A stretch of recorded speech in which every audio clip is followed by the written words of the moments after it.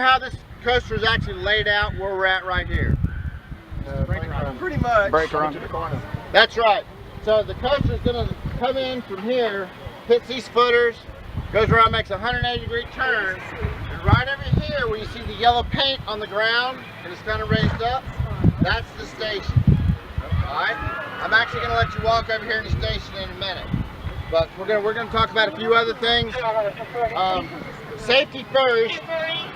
You want to stay away from any of the construction materials out here, any open excavations, any holes. If you have children with them, please watch your children. Don't let them wander off. I can't let you wander all over this site, but I'm going to let you walk around a little bit, answer any questions that you have, and try to make it a little entertaining. We'll see. If you got questions, ask them. Does everybody know what this piece of concrete is called? Footer. The footer. The footer's made up of two different pieces. Alright? There's a caisson and a pier cap. The caisson for this goes down about 22 feet. There's a 2-foot embedded socket into bedrock. So this caisson goes all the way down to bedrock, comes up, it's got rebar concrete, and then on the top where it comes out, we put a pier cap on it. The pier cap's actually got the anchor bolts in it. Alright? That's all tied together with rebar wire and concrete. So that's how that works. You have a big cylinder of concrete, rebar in it, you put a pier cap on top, it's got the anchor bolts. It's all tied together with rebar and concrete. That gives us our foundations. The big slug of concrete out there, that's the base of the lift. Alright? That's a real special one right there.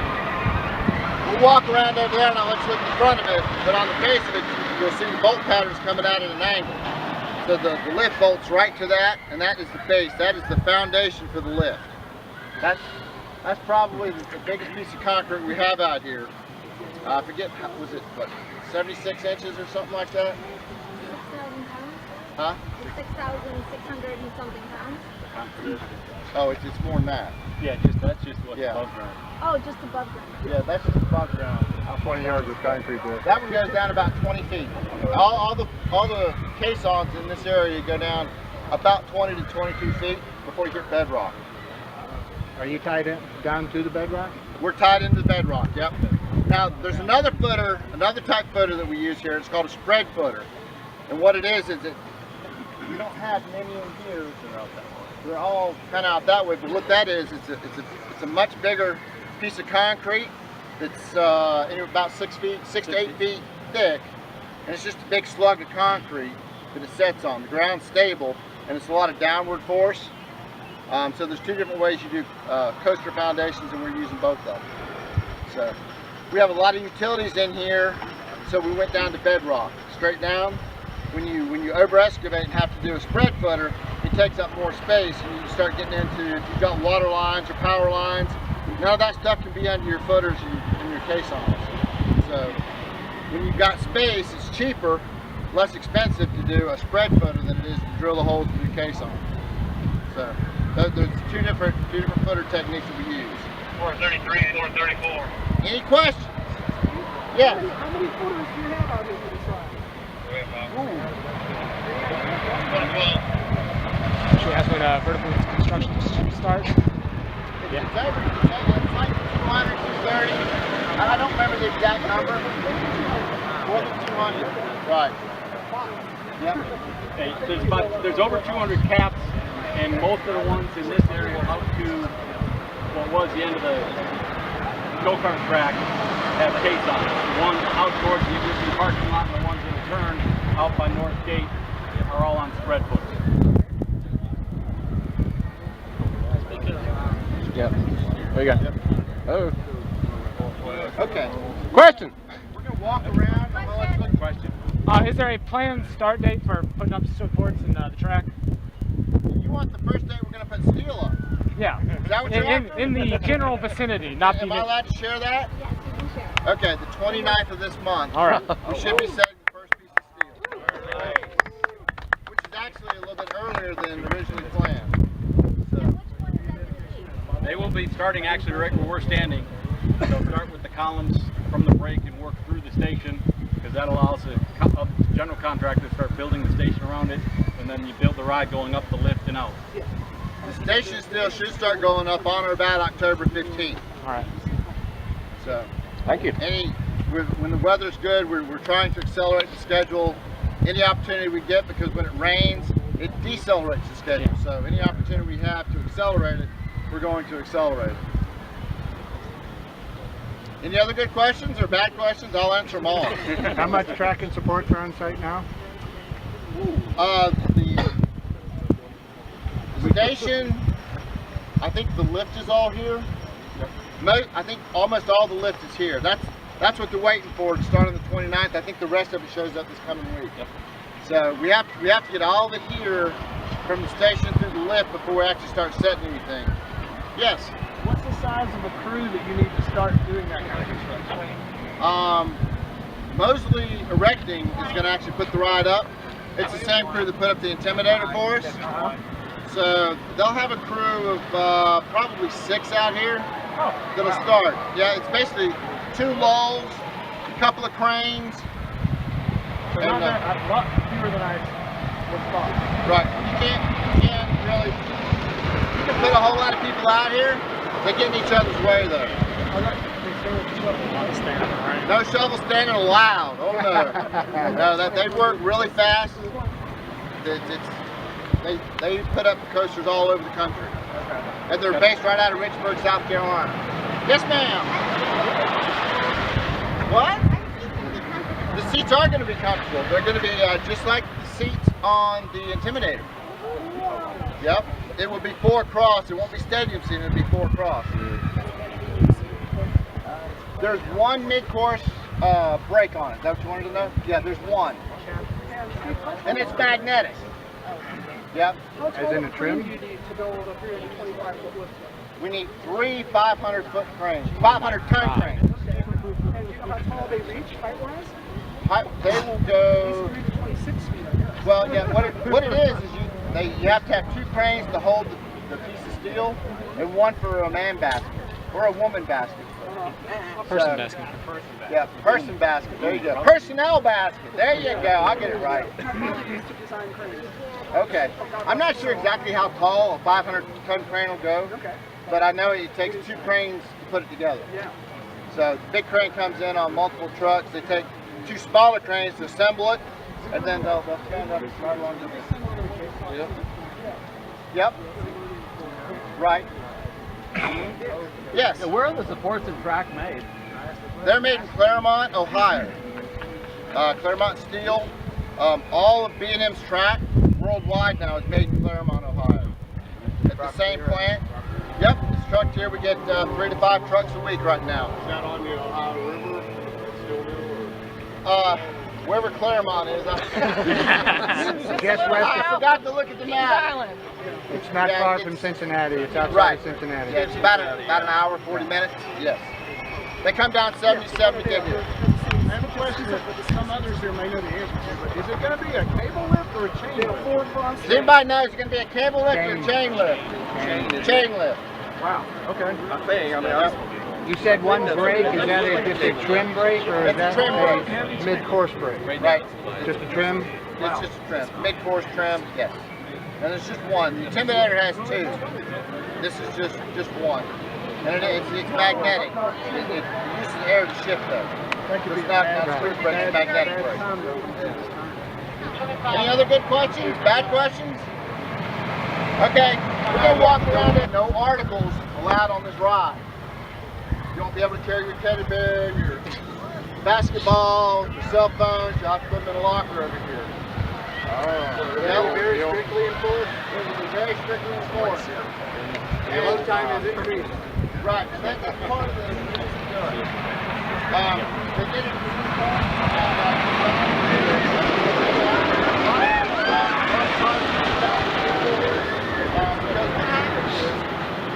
when you come up to a train, you've got articles you have to stow, you have to go across the train, stow them, come back and load. All that adds to the time. So with the advent our load time increased, so this is going to be a no article ride. say there would be bins or lockers in the station or outside? At the beginning of the queue. Okay. They'll be right over there next to the restroom. And will it be a pay locker system or? Probably. We're still working that out, but that's the way it is at Kings Island. Are you familiar with how they do it at Holiday World? No. Okay, at Holiday World, what they do is they have lockers either inside or outside the Amen. stations that are the key type. They don't charge you. You put your whatever, you take the key, you put the key around your wrist. Yeah, that's not happening. Yeah, because you can't carry the key on, right? So it's going to be the same electronic locker you put in. Okay. It's going to be that same Like bank. a water park? Yeah, and it's a minimal cost, and they're trying to figure out whether they're going to do it for like a half day or a whole day, or so it'll be a minimal cost on those lockers. But I know that this ride will be no articles next year. So no surprises, right? That makes perfect sense. No surprises. Yes, sir. Right. Would that be the same here? Right. We'll do the same fanny packs, but nothing else. I don't know. How about if I say that? I'm the maintenance guy. I just know I got to put lockers in because we're not going to allow any articles. So, I don't know if they'll allow fanny packs or not. No, Banshee they didn't, but most of them provide they won't, or they will. Okay. Well, Banshee's the one they said no articles on this year. Right. So, so it really speeds up the whole load unload time. Yeah. So once you get rid of the articles, you go back to almost the ideal times that D&M will give you on how many cycles you should get an hour and stuff like that. How many trains? Three? Three trains. It's straight across seating, 32 people a train. Seatbelts, yes. Yes, you'll have seatbelts. Same as. Same deal. All the end of the train.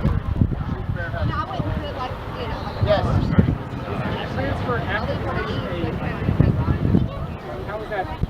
The transfer is actually right over here. It's to the left. So what happens is you come, they're right there.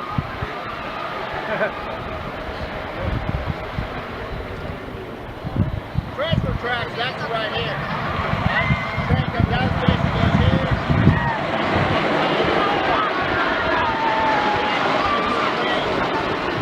Let's say you have a wheel calamity.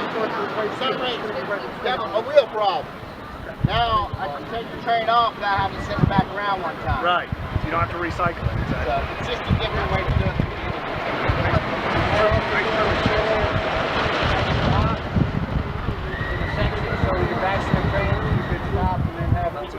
It's not an additional block. It's part of the lift block. You have a station block, you have a lift block. The transfer track is part of the lift block.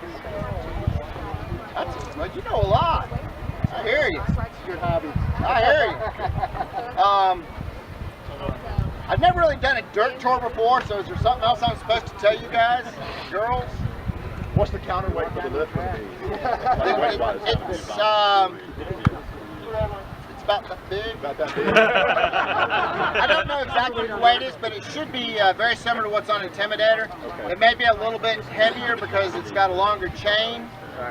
Intimidator's 232, this one is 325. So it'll be a little bit bigger. The lift hill is 40 degrees, same as Intimidator.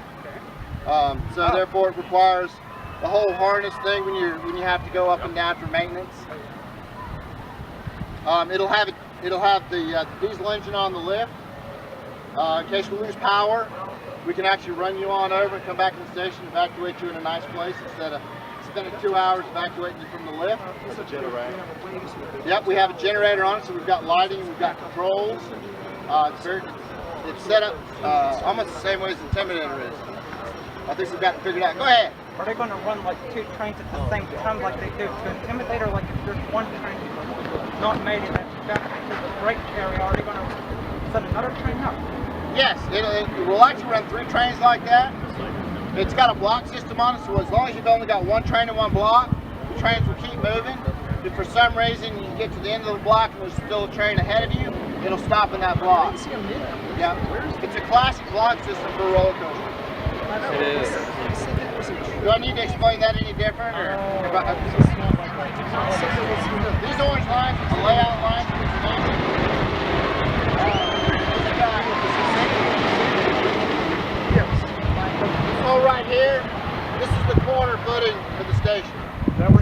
off his body? Yes, yes. Don't look in here. Yeah. But these are layout lines for the station.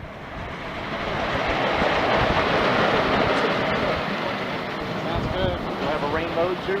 Rain mode, yes. Rain mode will be just like Intimidator. What it does is it gives you a little bit more separation between the trains. You take one train off, put it in rain mode, you run 2 trains, so you can continue operating in the rain. Awesome. Yep. The thing about the rain in these coasters is it uses drive tires to control the speed of the train when they get flat and whatnot. Well, water and rubber and steel, they start sliding, so just to give us a little bit extra safety space there, we take a train off and we separate the trains. That's what rain mode's all about. Yep. Is that a Carowinds policy? It is a Cedar Fair policy.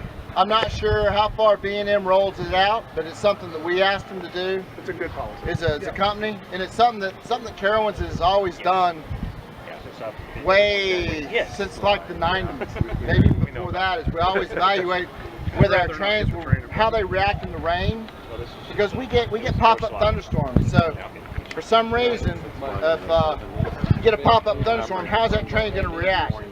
So we want to make sure that we keep enough distance between them.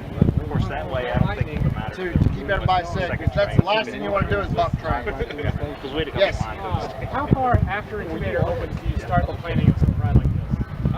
The planning for this, a planning for any coaster should start about 2 years before you plan to open it. Because one thing, you have to purchase the ride. A lot of times what they'll do is they'll make the agreement with B&M or whoever makes the ride, and they've already looked at some of the initial site plans on where it would go. Once they make the contract, then they sit down with B&M and they customize that track to the site. Like when we did Intimidator over there. That's one of the only coasters like that that's got that hard right turn.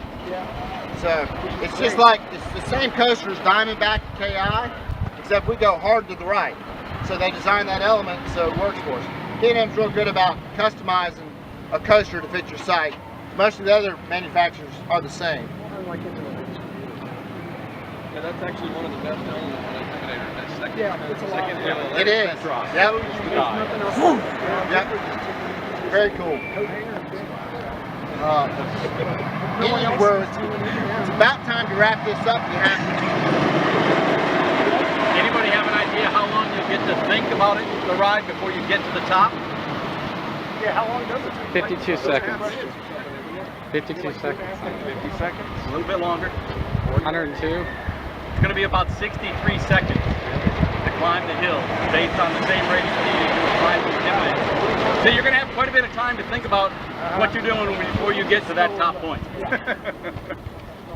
Who's loud? Am I loud or the coaster loud? Coaster's loud. Oh.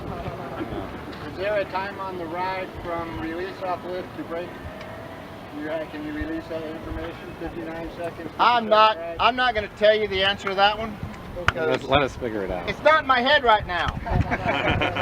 I tell you what, I could give you a number, but once you start running these things, you know, 1 or 2 miles an hour makes a big difference on that time. So we'll just wait and see. How about that? This is everybody here. This is Mike Feenel. He's the new general manager for Carowinds. Well, anytime you get to work on anything that sets a world record or even a U.S. record, it's very exciting. This is big stuff. This is the tallest giga coaster that B&M has put together so far. It's also the fastest. Of course, the height has everything to do with how fast it is too. So the higher it goes, of course, the faster it's going to go. But it's always exciting to work on anything new like this. It really is. Did that answer your question? How big is the beacon light on the top? You're gonna have a big beacon light on the top? It is. It'll be the same light that's up there on the top of the flag right there. It's a white and red FA light. Okay, gotcha. Yeah. And I assume it'll Big have one. runner lights just like Intimidator does. Maybe. Maybe. Maybe. They might be green too. Instead of red. I don't know yet. We'll see. Do you have any problems with the FAA? I know that when they built Intimidator, that was one of the concerns. It was one of the concerns. We had a little bit of a hiccup when we built the. Well, actually, the Intimidator wasn't a problem once I got the FAA straightened out and got the two databases working together. Okay. But as far as the FAA goes on this ride, we got our permit. Okay. So that's what I'd like to say about that. Okay. If I could. Yep. Yeah, because what I had heard was that was the limit that they would let you go, and then next thing I know, you put up the wind seeker, and I asked, well, how did you manage to do that? And you sort of said, well, they didn't ask, and we didn't. That's not true. What it is, the FAA has two different databases. Okay. When we originally applied for the wind seeker, we didn't have any trouble with the Intimidator. Okay. Okay. When we put the wind seeker in, they didn't realize that the Intimidator wasn't the tallest structure on site. Okay. Once I explained to them and sent them a picture and a copy of the permit for the Sky Tower, they went, "Oh yeah, we have an old database, we have a new database." So once I got a hold of somebody who knew that and could actually look in the old database and see it, then they said, "Approved." Okay. So, I'm thinking if a plane isn't moving higher than 300 feet through this area, there's probably a real problem. Well, you're in the flight plan. you're in the direct flight path. So. They're up there. But the good thing is, we did get our permit to build this one, so we're building it. Yes. Yes. That's the That's key. all. That's all we That's need to all know. we care about. Yes. Yes. Make your planes fly higher. Speed is, what's the average speed that the coaster's going to be operating? The average speed? You know, average speed on a roller coaster this type is, I don't know how important that number really is, but if you know, top speed is what, 95 miles an hour? So 95, after you come down the lift, you're 95 miles an hour. After that, you're starting to slow down the whole way. So if you averaged it out without doing the math, now you're making an engineer make a guess about something, and I really want to do the math, so I would say 51 miles an hour.